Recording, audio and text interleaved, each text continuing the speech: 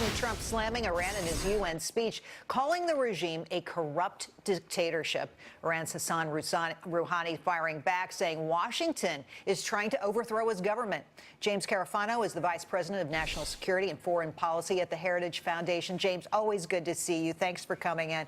I want you to hear what Trump said yesterday, what he wants the rest of the world to do. Listen. We are working with countries that import Iranian crude oil to cut their purchases substantially.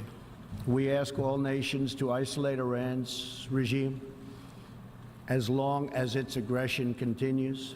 Of course, Europe entrenched opposition to the president. Tell me, how likely is it that Trump can be successful in getting the rest of the world to do what the U.S. is doing vis-a-vis Iran?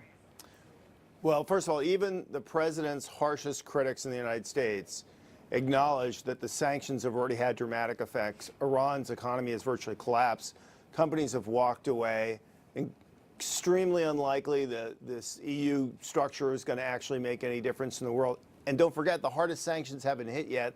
The oil sanctions, that's coming now. So on this one, the score is kind of like Trump won, Iran nothing. Trump won, Iran nothing. And do you expect Europe to change their mind, to do something different here?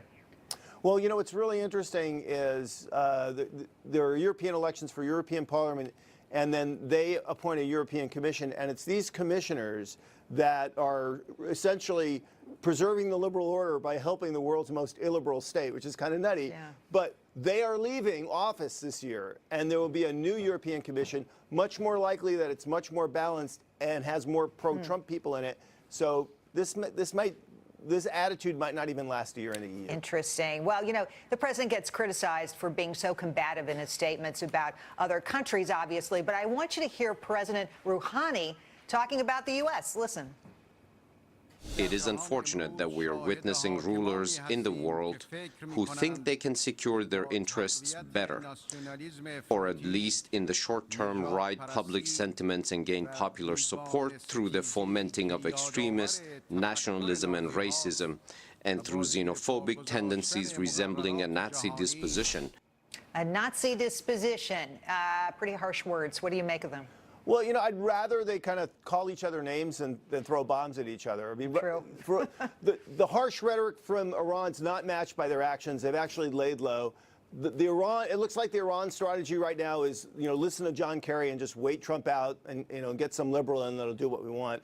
And then they are looking very closely at North Korea, and this is really important because if the president's really tough on North Korea, that sends a message to them. If the North Koreans can play Trump and get something for nothing, that sends a message to them. So right now, I think actually the Iranians, for all their bluster, are kind of in the wait-and-see mode. Interesting stuff. We never would know it from their public comments. James, thanks for the help today. We appreciate your time.